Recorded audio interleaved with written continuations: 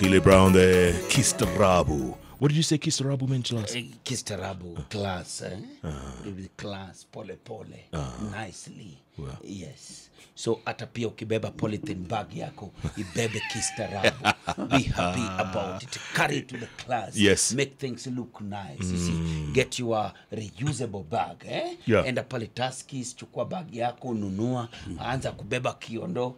Wamama nyumbani wanabeba kiondo. Yeah. Unaweza beba? Kiondo iko na swag. Unaweza beba? Mimi nabeba hata gunia kwa mgongo. Wewe na maringo yako ndio labda uanze kujifanya I can't carry this, I can't go. No, it is time you put your swag away. My swag on. Put on your kiondo on your back. What? Hey. Kama wamama hapa wa kwetu. Director General Geoffrey Wakhungu, you say to bebe kiondo? Yeah, kama rucksack. Kama rucksack kwa mgongo. Kama rucksack. Director General, while we were listening to Kistarabu, I asked you a question about dry cleaning. Because a lot of people go, or rather take their clothes to a dry cleaner, and of course, you get the plastic bag, you get the plastic clothes out. What's the rule with that? We had discussions. The last meeting we had with them, actually on the phone, was yesterday. They also work under the abbreviatorship of RETRAC. We have agreed to allow them to use plastic inside the premises as they preserve the clothes that they have cleaned. But that plastic, again, just like bean bags that we have allowed and medical waste bags, the laundry bags for use inside the laundry have to be labeled, either in the name of the manufacturer or in the name of the laundry, and they cannot leave the premises of the laundry. Oh, they cannot leave? They should not. Gotcha. And if I'm caught with my plastic wrapped suits in my car, that's an offense? They have left the laundry, so it's an offense. But remember,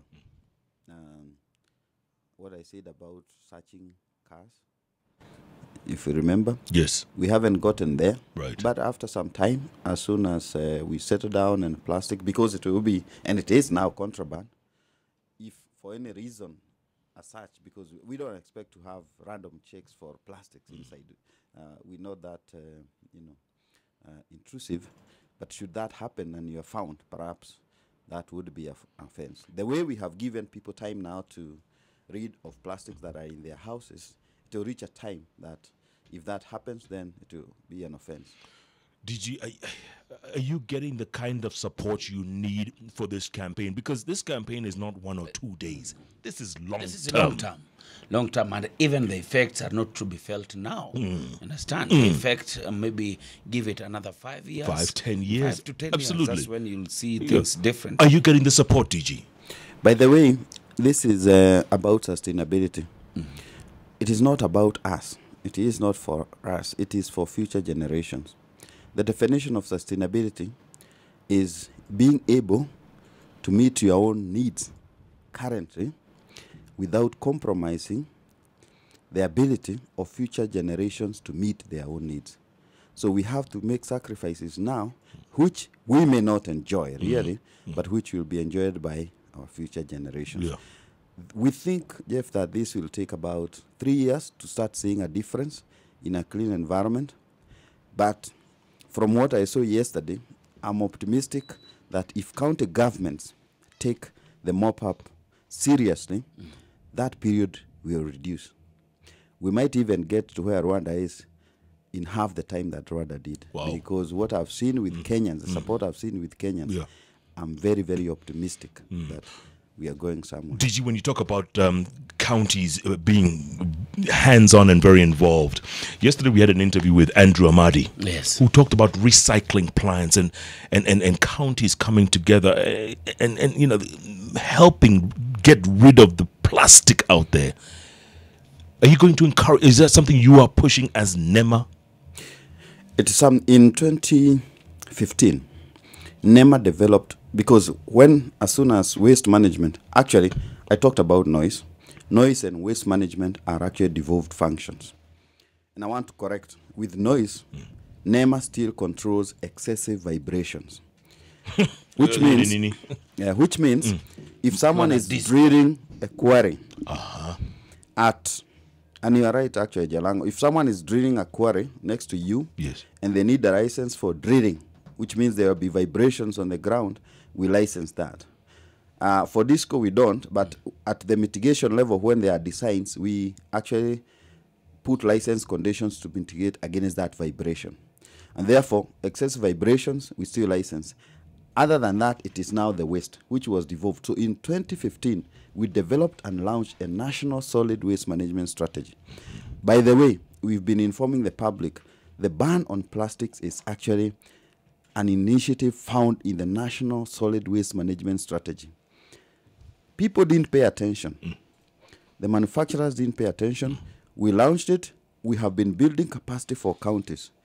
Why we banned plastic, counties told us that it is very, very difficult for them to implement the strategy because we are developing action plans with them unless we assist them in dealing with plastics. For 10 years, actually 14 years, we've been talking back and forth. We produce in court evidence of 28 meetings with the Kenya Association of Manufacturers. And those are the minuted ones. We have had more than 50 meetings on record, some without minutes, but 28 with minutes, signed minutes from 2007 to date. Showing what we have done. And therefore, it means that as we are now focusing on this and banning plastics, it's actually support to county governments. You saw a few of them. If you remember Kisumu, the current governor, in his campaigns, kept talking about Kachok dam site. And we were very excited about it because 2 years ago, we had worked with the county government. We supported them very well, including assisting with the EIA to move the dam site to a place outside the town. But I think politics plays a role in that. The governor of Siaya, you know, the first thing he said was he was going to support us in the plastic ban. The county of governors chair, Nanok, is on record and issued a statement on that. Yesterday, I think the success story is Mombasa. You'll be surprised. In Mombasa yesterday, the stories we got from there, our sources show that Mombasa is a success story in this. Better than Nairobi. 001. Of course, yes. No. Yeah, but the issue is that the citizens are the ones who can make this happen. By the way, I'm glad you said that because Mkubwa here says, can we also think about a national cleanup day just to collect garbage in streets and estates? A national cleanup already, day. Jubilee administration coming to elections, the manifesto had plastic bags ban. If you remember, the cabinet secretary for Treasury, when he announced the budget, which we are now implementing, mentioned specifically the ban on plastics. The Green Growth and Employment Program that is jointly done by the government of Kenya and the government of Denmark actually supports sustainable development and green growth. Vision 2030, the government blueprint for growth, has waste management and plastic as part of the projects that are going to be implemented and that should be achieved to achieve a cleaner Kenya by 2030. So you can see that the government has planned this all along. The ban is not something surprising, or the government didn't wake up at one time and started doing this. Yeah. Natasha is asking, as a small-scale trader and wholesaler, advise us on the packaging materials to ensure continuity of business. Instead of the plastics, what do they do? Where do they get the paper bags? Where do they get the packaging materials? Other than carrier bags and flat bags, other packaging material is not banned. I think we need to be very clear about that. Most film that is rolled, that is actually not made as a container, is unbanned. From shrink wrap, cling wraps, and all that is not banned.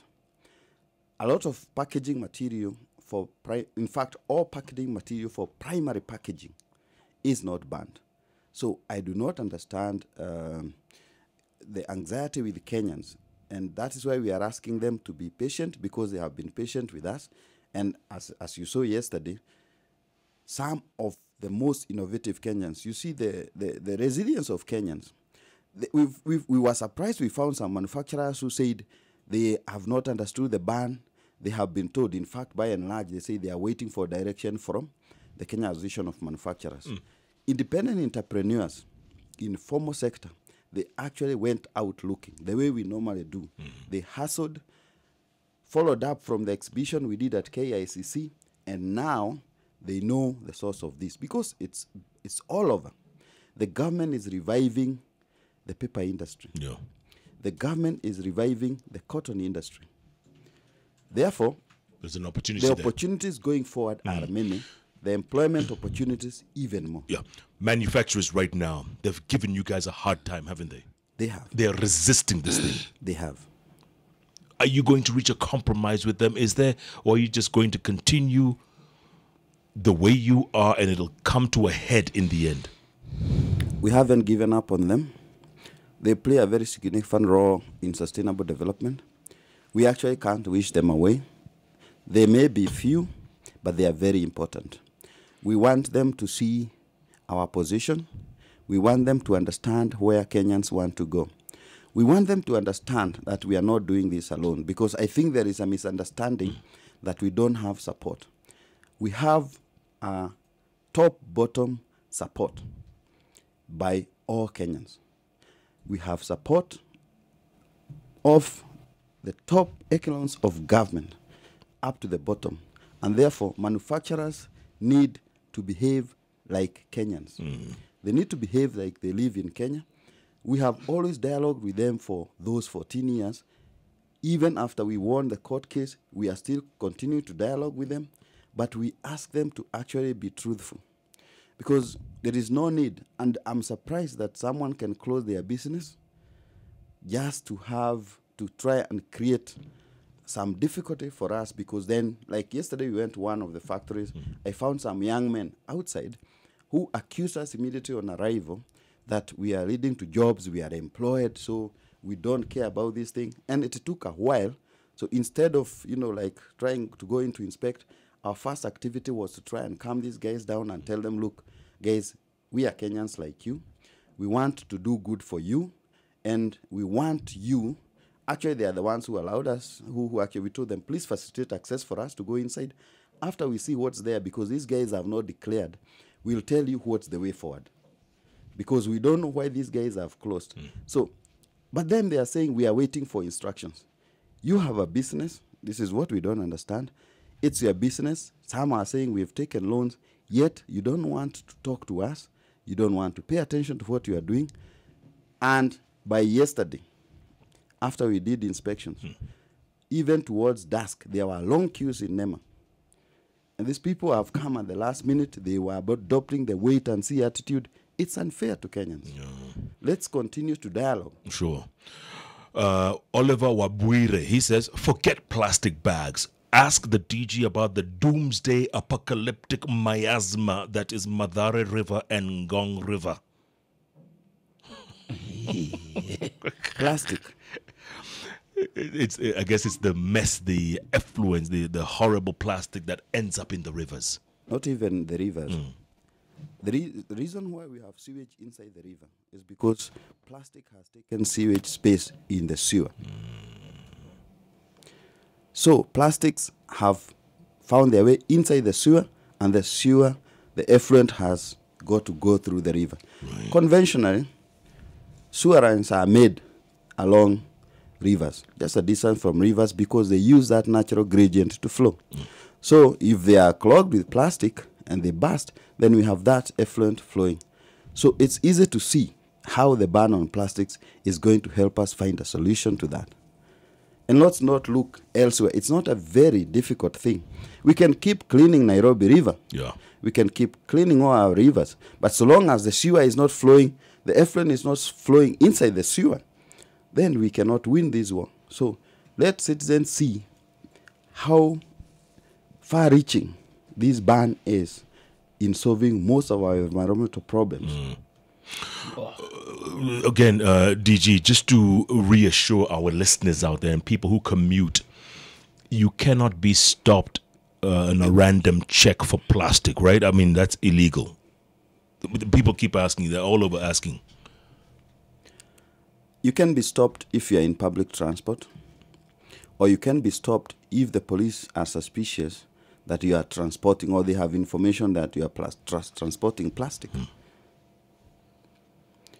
If we expect, and we have worked, and I want to support the Matatu Owners Association and the NTSA whom we are working with, the laws are now clear that all vehicles, and I would like to, we have worked, this is now, police, please stop vehicles and inspect for receptacles to carry waste. If a vehicle has not fitted those bags, because we have approved them, we have worked with NTSAs, Matatu owners know, police can impound those. The law needs to apply on vehicles, public vehicles, which do not have litter bins or receptacles for litter. That is why people throw away waste. So in all vehicles, we expect banners or labels inside to remind passengers that do not throw away waste through the window, that this is a chargeable offense, and also that the least you can do is provide a receptacle for waste. So if police do that for us, that is allowed because these vehicles are on the highway, and we encourage police to stop vehicles which do not have that receptacle, and we've been doing that for a long time. For private vehicles, yes, there is no stopping. We cannot tell police unless, for example, they have information that someone is actually transporting these bags for commercial reasons. The rest of the citizens, we are saying, and have continued to emphasize, leave those to us. We are doing an awareness campaign, and in any case, I think they have gotten the message and they're already cooperating with us. One quick one from Tom Akwiri. He says, what about the small shop owners who have repackaged commodities like sugar and rice into small polythene bags? Are they in trouble? Yes. There are small paper bags. Good. Thank you for clearing that. DG, final thoughts, please, going forward. Final thoughts on this new campaign to ban plastic bags. Talk to us. Now, first, I would like to thank Kenyans. Yesterday, we were, as NEMA, we felt very appreciated. We felt very supported because it's been a very difficult war, even before we got to the citizens. But we got a very pleasant surprise about the role that the citizens have played for our success after yesterday. Actually, we did not really know how much plastics have intruded in Kenyans' lives until yesterday, and the many messages, very, very encouraging messages that we have received from the Kenyan citizens urging us not to back down and to continue to implement the law. Now, going forward, I would like to urge the citizens to continue to support us. The debate on fines, let that be replaced by the debate on responsibility. The issue of forgetting. Every time we leave the house in the morning, as we prepare, the way you look, whether you have your handkerchief in the pocket, whether you have your phone, you have forgotten your phone, remember that whether you plan to shop or not, just have a bag made from paper or any other alternative just in case. Or the bag you carry, whether it contains your laptop or things, give an allowance that it can actually carry what you might want to take home for shopping. This applies to even school children. Now that you are going to school, because I know a lot of you carry a lot of paper bags with this stuff, some even a lot of food to school and all that. Alternatives. I also want to assure them there will be no witch hunt. NEMA is a very professional body. We have gazetted and trained inspectors. Should you be harassed by anyone, please report to us, and we are in this with you. Again, thank you very much, and I also want, on behalf of NEMA and the Ministry of Environment, my Cabinet Secretary, my Principal Secretary, all NEMA staff, to ask you to continue to be vigilant and be your brother's keeper. If you find anyone carrying a plastic bag, remind them that they are breaking the law, encourage them. There is I want to teach you about just 3 simple R's. Refuse, reuse, recycle. The most important thing, ask yourself, do I really need it? The second thing, if I use it, can I reuse it? And if I reuse it 1, 2, 3 times, recycle it. And that applies even to plastics that are remaining, because we have many plastics, plates, cups, whatever. Thank you. I want to reaffirm one of the R's. Of the R's. Of the R's. Refuse. Refuse. Because if you start by refusing to be packaged stuff in the plastic bag, you will not find yourself on the wrong side of the law. Correct. Be the people who refuse. Ukiwa hapo nyumbani, kama mtoto unaenda shule, refuse. Immediately. That mommy don't pack for me these things in this plastic bag. Ukifika kwa supermarket wanatumia nini? Refuse. Ukifika kwa mama mboga, refuse and refuse and refuse. Yeah. After refusing, these people will actually comply with the message. Geoffrey Wakhungu, the Director General of NEMA, thanks so much for your time. Appreciate it. All the best going forward, and we wish you the very best. Thank you. And please send, Thank you so much. Please send NEMA inspectors to Kitisuru Car Wash, please, tafadhali. Sure. The Hot Breakfast with Jeff and Jalango.